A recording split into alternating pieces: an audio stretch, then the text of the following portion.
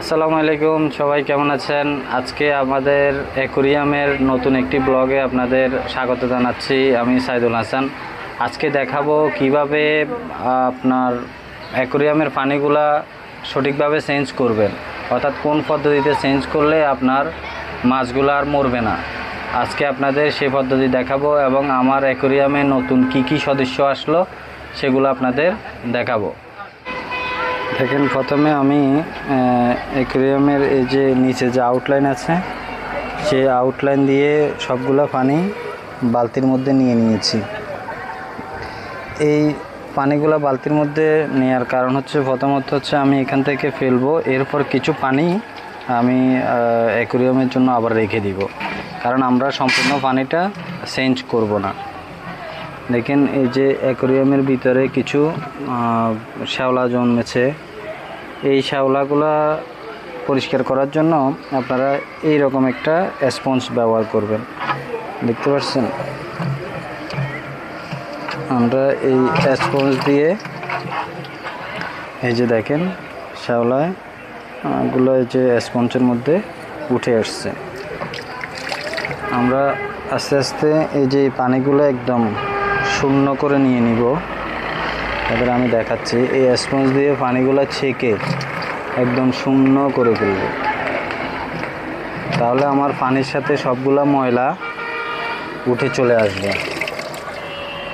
বেশ করে এই যে এই ময়লা আছে আপনারা দেখতে পাচ্ছেন, দেখাচ্ছি, একদম শুকনো করে আমরা নিয়ে নিব।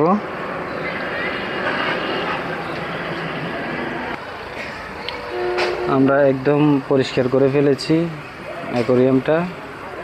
দেখেন, এই যে অ্যালগিগুলো ছিল এগুলো আমরা এই স্পঞ্জের সাহায্যে আমরা মুছে নিয়ে নিয়েছি।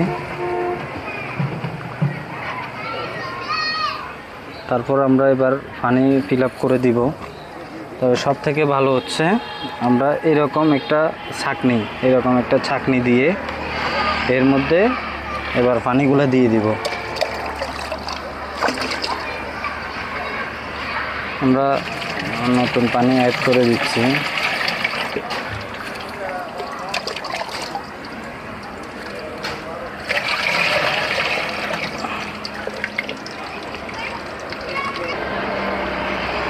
হচ্ছেন আমরা প্রায় পূর্ণ করে ফেলেছি পানি দিয়ে, নতুন পানি দিয়ে। এখন আমরা এই পুরাতন পানির থেকে 1 মগ বা 2 মগ পানি দিব, বেশি না, 1 মগ দিলেই যথেষ্ট।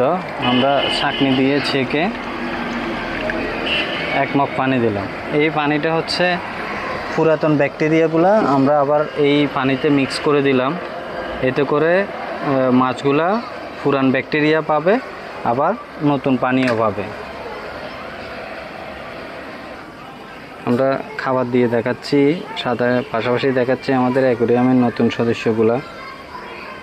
আমি প্রথমে গোল্ড ফিড দিয়ে শুরু করেছিলাম, এখন আমি এই যে রঙিন মাছ নিয়ে আসছি একটু ব্লু কালারের, এটা হচ্ছে গোরামি।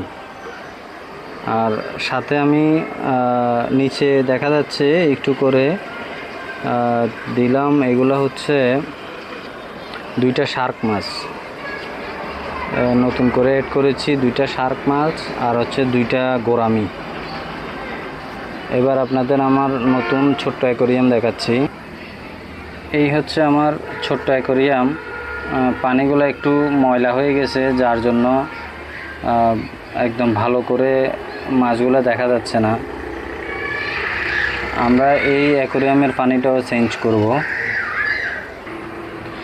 এখন আমি পানি চেঞ্জ করে দিয়েছি, দেখতে পাচ্ছেন একদম স্বচ্ছ পানি এবং মাছগুলো দেখা যাচ্ছে।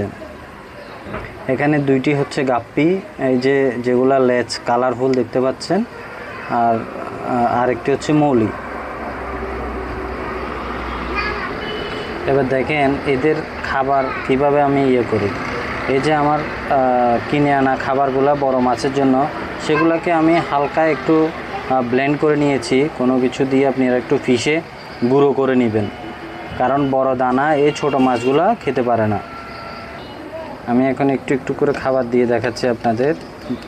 মনে রাখবেন, অ্যাকোরিয়ামের ফিশকে আপনি যত কম খাবার দিয়ে রাখতে পারেন ততই আপনার মাছ ভালো থাকবে।